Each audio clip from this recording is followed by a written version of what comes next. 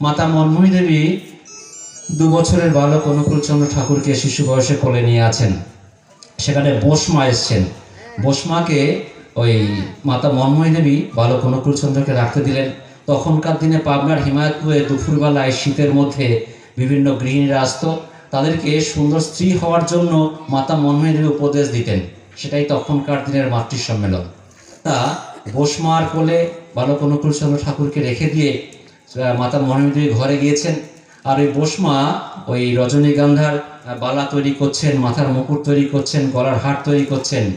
হঠাৎ করে ভাবছেন, এত সুন্দর সন্তান মানুষের পেটে কি করে আসে? এ তো সেই পুরুষোত্তম শ্রীকৃষ্ণের হওয়ার কথা, এ তো চৈতন্যদেবের হওয়ার কথা, এ তো যশোদানন্দন সেই শ্রীরামচন্দ্রের হওয়ার কথা।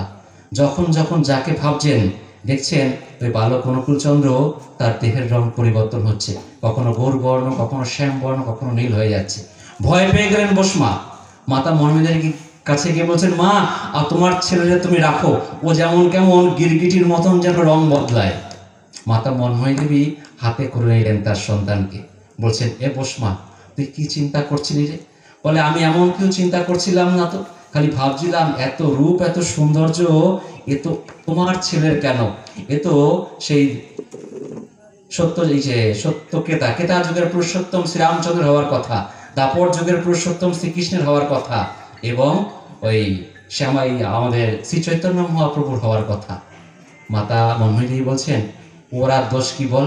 তুই ওরে যা যা রূপে ভাবছিস, ও তোরে সেই রূপটাই দেখায় দিল। তাহলে আমরাও খুব ভাগ্যবান, আমরা এমন একজন পুরুষোত্তমকে পেয়েছি, যাকে দর্শন করলে বা যার সঙ্গে আমরা থাকলে পূর্ব পুরুষোত্তমদের আমরা কিন্তু পাই। আর এর জন্য দরকার হচ্ছে বিশ্বাস। শ্রী ঠাকুর যখন পাবনার হিমায়তপুরে থাকতেন, মাঝে মাঝে কলকাতা আসার ইচ্ছা প্রকাশ করতেন। কোনো এক সময় কলকাতা আসার ইচ্ছা প্রকাশ করেছেন বড়মাকে নিয়ে। কলকাতা যেসব গুরু ভাইরা আছেন, ঠাকুর জানিয়ে দিয়েছেন একটা দোতলার ওপর ঘর ভাড়া করতে। কলকাতার গুরু ভাইরা দোতলার ওপরে ঘর ভাড়া নিলেন। শ্রী ঠাকুর বড়মাকে সঙ্গে নিয়ে এলেন। প্রত্যেকটা দিন মানুষ নিবেদন করছে, অনেক মানুষের ভিড় ভাট্টা সেখানে লেগে আছে।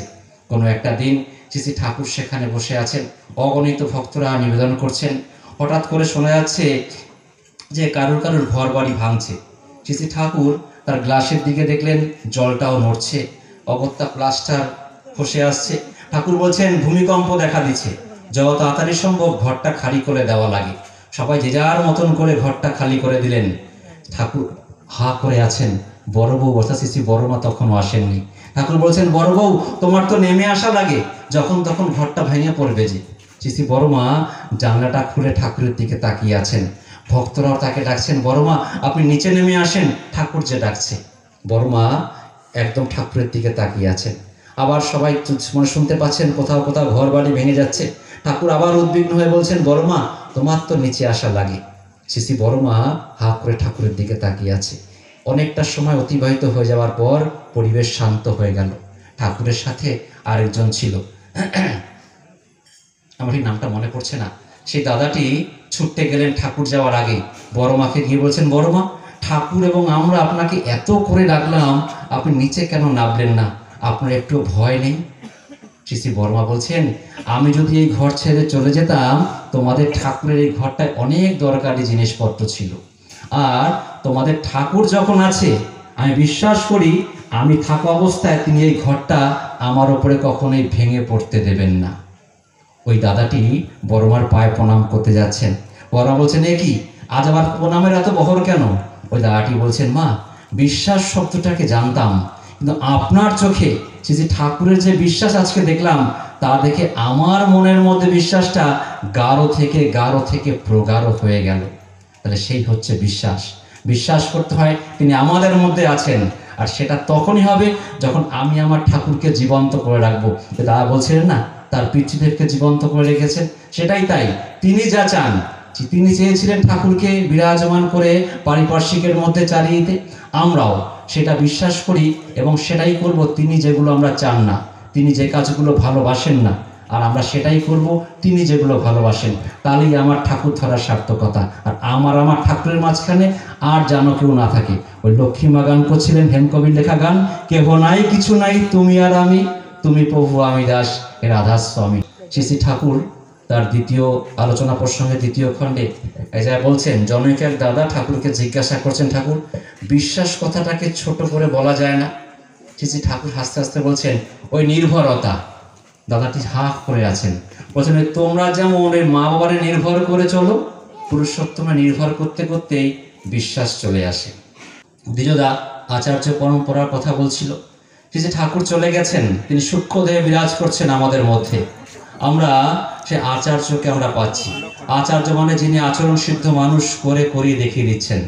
আজকে একটা স্কুলে যদি প্রিন্সিপাল না থাকে বা হেড স্যার না থাকে, স্কুলটার বেহাল অবস্থা হবে। ঠিক সেরকমই আমার আচার্যদেব সেটাই বলেন যা কিনা শ্রী ঠাকুর কিন্তু বলেছেন। তিনি সেটাই করতে বলেন যা কিনা শ্রী ঠাকুর করতে বলেন। ঠাকুর বলতেন তুমি রসে বসে থাকতে, আনন্দে থাকতে। আমার আচার্যদেব বলেন যে দুঃখটাকে এমনভাবে চেপে রাখতে যেন সুখের পাল্লা দিয়ে দিয়ে দুঃখটা পায়ের তলায় মাটি চাপা পড়ে যায়।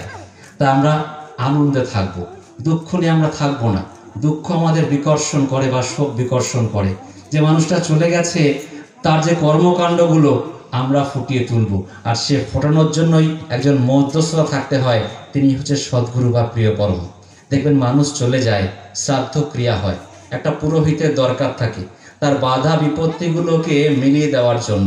মনুষ্য জীবনে বেঁচে থাকার মধ্যে যে ছেদা বা ছিদ্রগুলো আছে সেগুলো পরিপূর্ণ করে নিয়ে আবার সেই স্বর্গের পথটাকে প্রশস্ত করে তোলা। আর এই পুরোহিতের কাজটাই হচ্ছে সে মিডিয়া, মানে মধ্যস্থতা করে দেওয়া। তাহলে সে আমরাও ঈশ্বরের কাছে পৌঁছাতে গেলে একটা জীবন্ত গুরুকে দরকার থাকে। আমি শ্রীকৃষ্ণকে ভালোবাসি, আমি শিব ঠাকুরকে ভালোবাসি। দেখবেন শ্রী ঠাকুর তার আলোচনা প্রসঙ্গের 18তম খণ্ডের 178, 179 পৃষ্ঠায় বলছেন যে একটা হিন্দুর শ্রীকৃষ্ণকে ভালোবাসা উচিত, অবশ্যই তাই। কিন্তু আমরা কখনো ভাবি না সে শ্রীকৃষ্ণ ছোটবেলায় কীরকম ভাবে জীবনযাপন করতেন, শ্রীকৃষ্ণ কি করে মনুষ্য জীবনকে মানুষের মানে ভগবানের পথে প্রশস্ত করে দিয়েছেন।